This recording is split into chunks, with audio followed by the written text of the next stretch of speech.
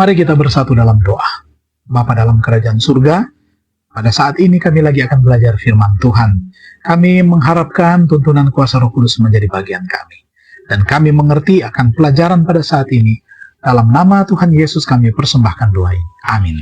Pelajaran kita untuk hari ini ditulis oleh Jen Kusma dengan judul Menerima Kebenaran, ayat tema firman Tuhan. Usahakanlah supaya engkau layak di hadapan Allah sebagai seorang pekerja yang tidak usah malu, yang berterus terang memberitakan perkataan kebenaran itu. 2 Timotius pasal 2 ayatnya yang ke-15. Penjelasannya adalah seperti ini.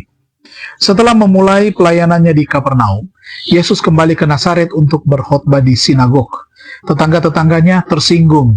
Bagaimana mungkin anak tukang kayu yang miskin ini, pengkhotbah otodidak ini, bisa berdiri di hadapan mereka dan menyampaikan informasi baru?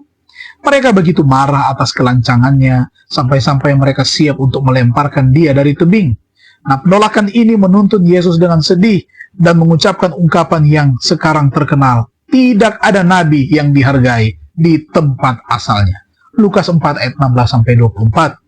Sangat menggoda untuk menekankan penelitian ilmiah baru dan mengabaikan untuk menghargai upaya para perintis yang meletakkan fondasinya. Nah, Dr. Winnie Simpson adalah seorang pembangun yayasan yang hanya menerima sedikit pengakuan. Pada tahun 1950-an, ia mulai mengumpulkan data tentang kebiasaan merokok ibu yang mengandung dan kelahiran bayi prematur. Hasilnya menetapkan untuk pertama kalinya dalam sejarah sebuah hubungan epidemiologi antara keduanya. Epidemiologi. Temuannya dipublikasikan di jurnal yang bereputasi baik, namun hanya sedikit yang memperhatikan. Siapa wanita ini? Peneliti medis bertanya. Dia lulusan sekolah kedokteran salah satu agama yang kecil, sekarang dikenal di seluruh dunia sebagai Universitas Loma Linda. Apa kualifikasinya? Bagaimana dia berani masuk dalam lingkungan dunia penelitian? Memangnya siapa dia sehingga dia menentang merokok, kebiasaan orang Amerika? Pada tahun 1950-an, merokok telah mendapatkan popularitas besar. Perusahaan-perusahaan tembakau membariskan para selebriti, termasuk dokter, untuk ikut serta memberikan kesaksian promosi. Masyarakat umum memandang merokok itu sebagai sesuatu yang bergaya dan dapat diterima. Itu di tahun 1950-an.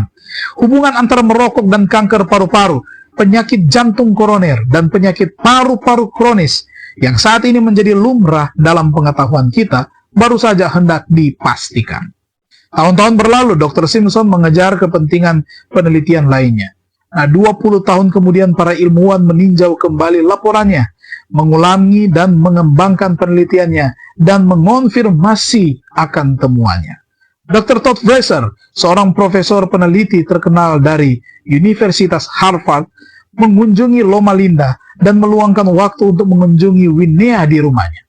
Nah, dia mengatakan bahwa bertemu dengannya adalah bagian utama perjalanannya.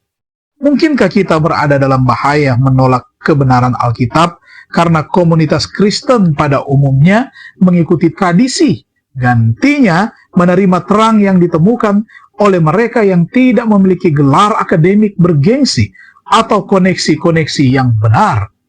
Apakah ada doktrin Alkitab yang Anda terima hanya karena orang tua Anda atau gereja Anda telah mengatakan bahwa itu benar?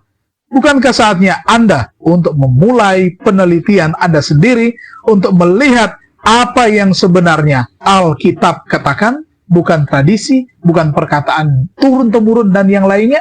Selidikilah kebenaran Alkitab dengan sebaik-baiknya.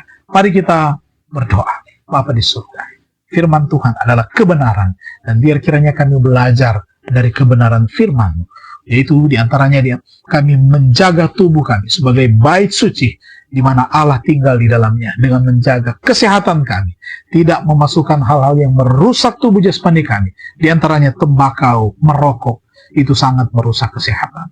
Terima kasih, kami diberkati lagi di hari yang baru ini. Berkat surga akan menjadi bagian kami. Mendoakan yang berulang tahun kemarin, pemuda Dias. Tuhan berkati dengan kesehatan, Tuhan berkati Dias dengan umur panjang, dan berkat surga menjadi bahagianya.